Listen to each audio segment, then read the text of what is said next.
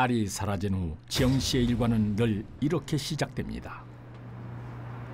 정연아, 엄마야. 오늘 날씨가 많이 춥던데 잘 지내고 있지? 네가 들어오면 부끄럽지 않은 엄마 되려고 엄마 오늘도 열심히 일하고 있어. 엄마 포기하지 않을 거야. 너 꼭 다시 만날 거야. 지영 씨의 이토록 절절한 메시지를 어디선가 듣고 있는 이 사람. 놀랍게도 딸 정연 씨입니다. 대체 이게 무슨 일입니까? 그런데 정연아! 아이고 내가 좀 늦었지? 아이고 이게 뭐야? 날 추운데 옷 좀 따뜻하게 입고 있지. 아니 나는 팔팔한 청춘이라 하나도 안 추운데 아저씨? 뭐? 아저씨? 야 내가 오늘 정연이 맛있는 거 사주고 용돈도 두둑히 주려고 그랬는데 아저씨니까 오늘 밥만 먹어야 되겠다. 왜? 그럼 오빠지 오빠. 사라진 줄 알았던 딸과 그 딸을 기다리는 한 여인. 뜨거운 모정 뒤에 감춰진 비극적인 이야기가 지금 공개됩니다. 그렇게 1년이 지난 어느 날 가만히 계셔. 남편 학수 씨는 대학생이 된 딸을 꿰내어 다시 데리고 가게 됐다는 건데요.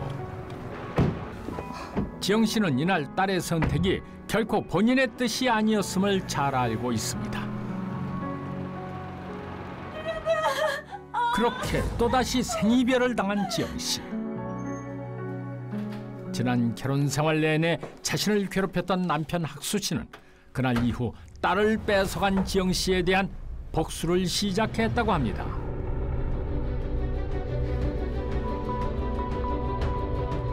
아주 잔인하고 위험한 방법으로 말이죠.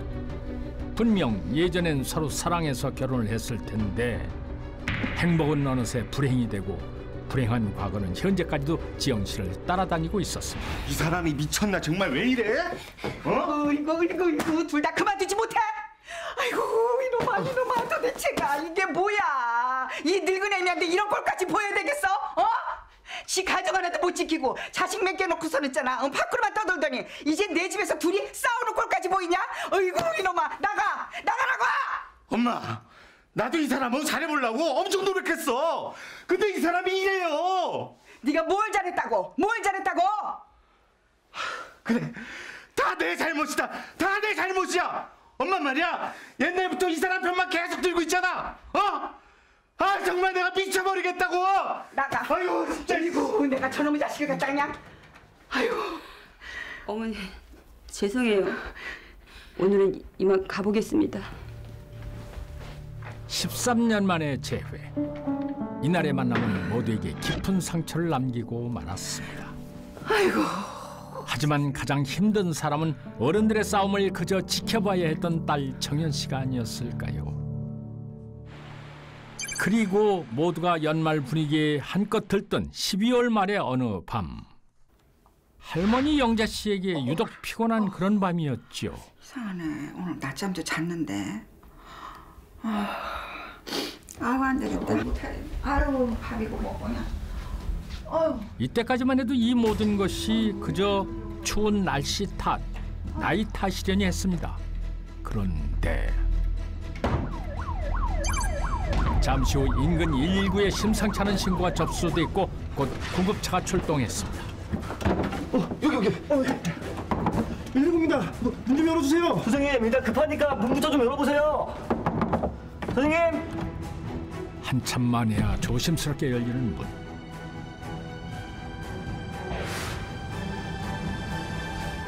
욕실 안에 사망한 충격 그 자체였습니다. 그리고 집에는 이들 말고 또 다른 사람들이 있었으니 며느리 강지영과 범행도구인 흉기를 든 아들 학수 씨가 바로 그들이었습니다. 응급처치 후 급하게 병원으로 옮겨지는 영자 씨. 곧이어 도착한 경찰. 사건 현장을 둘러봤지만 도무지 무슨 일이 일어나는지 알 수 없는 상황이었습니다. 2주 만에 또다시 모인 가족들. 이 밤 이 집에선 대체 무슨 일이 있었던 걸까요? 씨는 20cm가량의 칼로 복부 2회, 옆구리 1회를 찔린 채 화장실 안에서 발견됐습니다.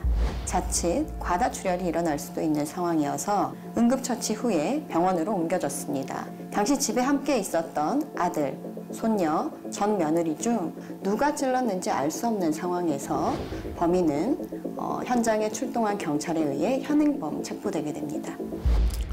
장현자 씨 살인미수 혐의로 체포합니다. 당신은 담담하게 모든 범행을 털어놓은 건 놀랍게도 지영 씨였습니다. 모든 발언은 법정에서 불리하게 증언할 수 있습니다. 야, 왜 그랬어? 우리 엄마가 대체 뭘 어쨌다고 저런 거야? 대체 왜 그런 거냐고! 몰라서 물어? 얘기해줄까? 넌 내 인생을 망쳤어! 어머닌 전년이와 나 사이를 갈라놓고 너희들 두 모자가 날 평생 괴롭혔잖아! 뭐가 어째? 미쳐도 아주 단단히 미쳤구나. 넌 정신병자야! 형사님, 우리 엄마 말 다 거짓말이에요. 아니 이건 또 무슨 얘기입니까? 뭐야 이거? 딸 정현 씨의 폭탄 고백. 그 사연은 이렇습니다. 잘 들어, 이정현. 너 엄마 가고 나면 할머니한테 가서 같이 살자고 빌어. 너 좋은 거 먹고 학원도 다니려면 무조건 할머니랑 같이 살아야 돼. 알았어? 너네 아빠 능력 없으니까 무조건 할머니한테 가서 같이 살아. 응? 가, 어서. 어쩔 수 없어 자식을 두고 나왔다던 엄마. 하지만 딸의 기억은 다릅니다. 할머니 집에 자신을 버리고 간 매몰찬 엄마였던 것이죠.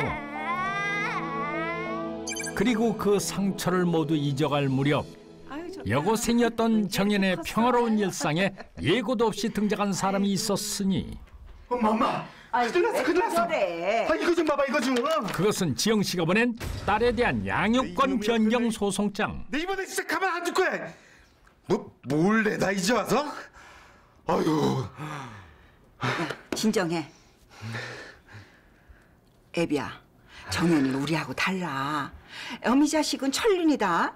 저것이 내색은 안 해도 그렇지 엄마 품이 왜 안 그립겠니? 정연아, 엄마한테 가서 같이 살아. 할민 괜찮아. 할머니, 전 할머니가 더 좋아요. 아이고, 할미가 어떻게 엄마보다도 더 좋아. 네 엄마 결혼해서 고생만 하다 갔어. 그래서 많이 외로울 거야. 그러니까 네가 가서 힘이 돼줘. 응? 알았지? 아이고. 사실 엄마에게 돌아간 것도 할머니의 설득 때문이었죠. 그런데 정작 정연 씨를 힘들게 한 건 엄마 지영 씨였습니다. 너네 할머니 죽을 때 그 돈 다 짊어지고 간다니? 아이고 진짜 공부하는 애 아침밥도 제대로 안 챙겨주고. 그런 거 아니야. 내가 아침에 소화가 안 돼서 안 먹은 거라고 몇 번이나 말해. 아니, 네 아빠는 요즘도 일어서 그렇게 빌빌대고 다녀? 재산이랑은 한 푼도 없어서 나한테 위자료 한 푼도 안 주고, 어? 거기다 속벌은 얼마나 나쁜지 아냐? 얼마나 날 때렸으면이지 지금도 멀쩡한 데가 없어. 아빠가 엄마 때린 기억은 없어. 아 시끄러! 너네 아빠 정말 나쁜 사람이야. 넌 그런 나쁜 사람 만나면 안 돼. 네가 뭘 하고 싶다고 하면 내가 얼마든지, 어? 얼마든지 내가 아주 그냥 최선을 다해 다 해줄 테니까. 그러니까 그깟 할머니 같은 돈 신경도 쓰지 마. 그 집에 연락도 하지 마. 알았지? 매일같이 눈만 마주치면 13년 전 불행한 결혼 생활을 들추며 아빠 학수시 욕을 했다는 지영 씨. 그런 엄마에게 지쳐버린 정연 씨는 1년 만에 스스로 집을 나왔던 것이죠. 그리고 그런 손녀를 품은 건 이번에도 할머니였습니다. 세상에, 아이고 내 새끼, 아이고. 왜 전화를 안 받아? 할미 걱정돼서 죽는 줄 알았어. 할머니, 나 엄마랑 못 살겠어요. 할머니랑 살게 해주세요, 제발요, 네? 뭐? 추우니까 오늘 일단 들어가자. 응? 들어가자. 세월의 간극만큼 서로의 생각도 달랐던 걸까요? 정연 씨는 곧 편한 일상으로 돌아갔지만 엄마 지영 씨는 현실을 받아들일 수 없었습니다. 아직 철없고 아무것도 모르는 딸을 꿰어내 억지로 데려간 전 남편과 시어머니는 이제 그녀에겐 분노의 대상이 되고 말았는데요. 그런데 이상한 것이 있습니다. 평생 지영 씨를 괴롭혔다는 남편. 분명 2주 전 찾아간 시댁에서도 시어머니 영자 씨는 아들 학수 씨를 더 채근했습니다. 그런데 지영 씨는 왜 시어머니를 살해하려 했던 걸까요? 이유는 이랬습니다. 나 너 고생한 거 다 알아. 근데 너희 이제 남남 아니니? 너도 다른 여자들처럼 씩씩하게 좀 살아봐. 다른 이혼한 사람들은 더 잘 살더란 말, 이 한마디가 그녀에겐 비수가 됐습니다. 정연이가 왜 날 떠났는지 이제 알겠어. 맨날 저런 식으로 날 욕했겠구나. 이제 알겠어. 결국 그 말은 지영 씨 안에서 점점 커졌고 자기 전에 하나씩 드세요. 그날 이후 지영 씨는 무서운 범행을 계획하게 됐던 것입니다. 사건이 있기 3일 전 대형마트에 들러 흉기를 구입했고 약국을 돌아다니며 구입한 수십 알의 수면 유도제를 직접 갈아서 모든 준비를 끝냈습니다. 그리고 어머니, 저 또 왔어요. 정연이 좀 보려고요. 괜찮죠? 그래, 어서 들어와. 저녁은 안 먹었으면 같이 먹자. 아니에요. 전 먹고 왔어요. 얼른 식사하세요. 지영 씨의 가슴 속에서 자라고 커진 분노는 이제 그 끝을 향해 달려가고 있었습니다. 시어머니 영자 씨가 식사하는 사이 미리 준비해간 쌍화차에 수면 유도제를 탄 지영 씨. 이제 모든 준비는 끝이 났습니다. 아유, 어머니, 따뜻한 쌍화차예요. 드세요. 그래? 고맙다. 응. 잠시 후 벌어질 일은 꿈에도 몰랐을 영자 씨.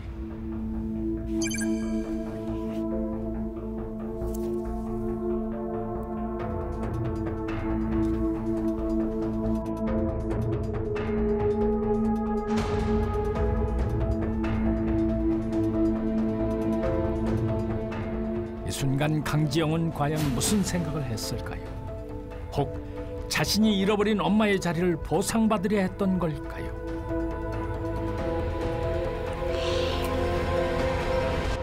며느리 강지영, 시어머니를 향해 끝내 돌이킬 수 없는 선택을 하고 말았습니다.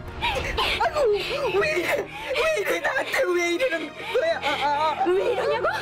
당신이 정연하고 나사를 이갈시켜 떼어놓고 결혼생활 내내 당신의 아들 뼈만 들었잖아. 아이고 그런 소리 하지 마라. 나는 학수보다도 너를 더 좋아했어. 그런 소리 마라. 웃기시네. 다른 여자를 다 이혼하고 다 자살했네. 아이고 미안해. 용서해줘. 용서해달라는 한마디에 순간 범행을 멈춘 강지영. 그 한마디가 영자 씨를 살렸습니다. 어쩌면은 위험해.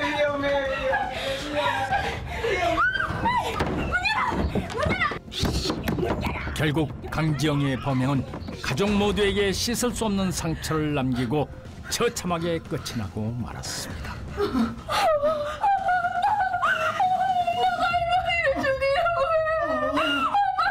불행한 결혼 생활과 이혼 후 가 13년 동안 모든 관심을 쏟았던 게 딸이었습니다.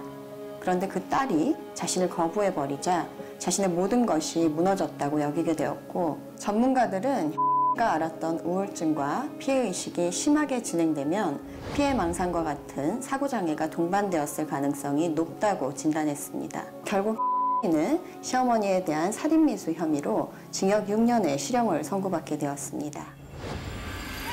난 억울해. 안 되게 만들고 다 저놈들 때문이라고. 결국 할머니가 나 때문에 죽을 뻔했어.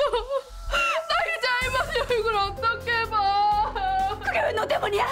너랑 네 아빠랑 날 이게 만든 건 다 할머니 때문이야. 그만 좀 해. 그럼 엄마 잘못은 하나도 없다는 거야? 난 잘못한 거 없어. 정연아, 너 엄마한테 이러면 안 돼. 과거에 얽매여 단 한 걸음도 미래로 나갈 수 없었던 여자. 오랜 시간 그녀를 괴롭힌 것은 그 누구도 아닌 바로 그녀 자신이 아니었을까요?